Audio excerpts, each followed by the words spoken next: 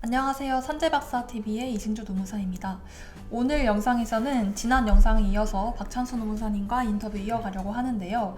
노무사님이 수행하신 사건 중에 제가 이 사건은 꼭 산재톡 영상에서 설명을 드리고 싶었는데요. 바로 뇌출혈 사건이죠? 네, 맞습니다. 제가 담당했던 케이스 중에 이제 아파트 경비원분의 뇌출혈 산재 케이스가 있는데요. 이분 같은 경우에는 외부인과 말다툼과 몸싸움 이후에 좀 곧바로 쓰러지시면서 좀 이제 산재로 접수하게 된 그런 케이스입니다. 다행히 산재로는 잘 승인되었고요. 일반적으로 뇌출혈 같은 이제 뇌심혈관계 질환은 산재로 승인을 잘 받기 위해서는 세 가지 요건 중 이제 한 가지 이상은 꼭 충족을 해야 되는데요. 바로 돌발과로, 그리고 만성과로, 그리고 마지막으로 단기과로 이렇게 있죠. 그래서 간략하게 설명 부탁드릴게요. 네네, 간략하게만 말씀드리면 먼저 돌발 과로는 이제 쓰러지시기 이전 24시간 동안 어떤 돌발 상황이 있었는지를 검토하는 거고요.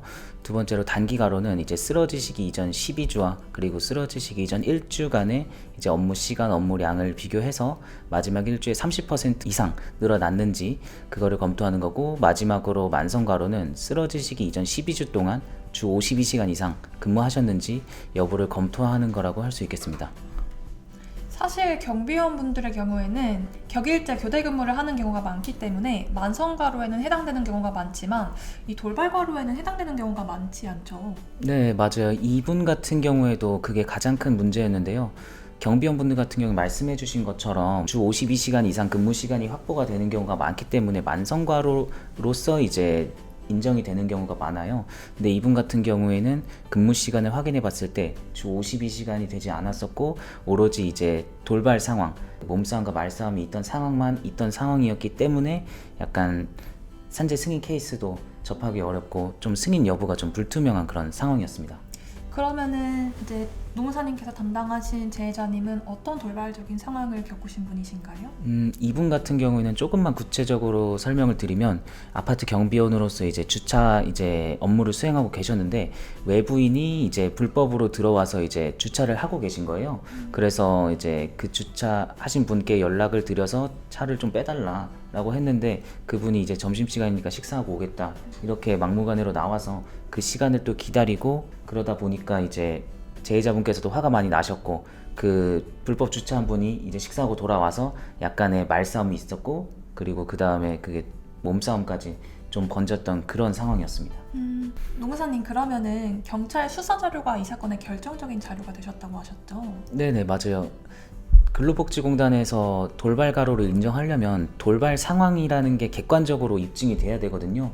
근데 이분은 사실 불행인지 다행인지 그런 돌발 상황, 갈등 상황이 있고 나서 바로 그 자리에서 쓰러지셨기 때문에 이제 구급차도 출동했고 곧바로 이제 경찰차도 출동을 하면서 그런 관련 자료들이 객관적으로 다 남아있게 되었습니다. 그래서 제가 이제 소방서랑 경찰서에 정보 공개 청구를 해서 관련 자료를 다 입수를 한 다음에 제출하게 됐습니다. 이런 뇌심혈관계 질환 같은 경우에 승인이 되려면은 객관적인 자료를 좀 확보를 하는 게 굉장히 중요한 것 같네요. 맞아요. 그러면은 노무사님, 이 사건뿐만 아니라 이미 이제 많은 뇌심혈관계 질환 사건들을 하고 계시고 또 많은 산재 승인 사례들을 가지고 계시잖아요. 혹시 뇌심혈관계 질환 산재로 이제 고민을 하고 계시는 분들에게 중요한 조언을 하나 해주실 수 있으세요? 제가 생각했을 때 가장 중요한 부분은 이게 업무를 하다가 쓰러진 것만이 산재가 아니라는 거를 좀 다들 알고 계시면 좋을 것 같아요. 이게 예를 들어서 집에 돌아가셔서 집에서 이제 쉬시다가 쓰러지시거나 아니면은 뭐 사우나 같은 데서 이제 쓰러진다고 하더라도 그런 부분도 이제 충분히 산재로 인정이 될 수가 있고, 더욱이 이제 기저질환이라고 하는 뭐 고혈압이나 고지혈증 같은 게 있더라도 근로복지공단에서 이제 정하고 있는 그 뇌심혈관계 기준만 맞추게 된다면 산재로 승인 받으실 수 있기 때문에, 만약에 이제 일을 하시다가 쓰러지신다고 하면은 좀 산재 전문가의 상담을 받으셔서 산재 보상을 받으실 수 있으면 좋겠습니다. 네, 좋은 말씀 감사합니다. 혹시 근무 중이시거나 아니면 퇴근 후에라도 갑작스레 뇌심혈관계 질환이 발병하셔가지고 이게 산재가 될까 고민이 되시는 분들이라면은 저희 농법인 이산에 문의 주시면은 상세한 도움 드리도록 하겠습니다. 네, 찬수 노무사님 오늘 나와주셔서 정말 감사합니다. 네, 감사합니다.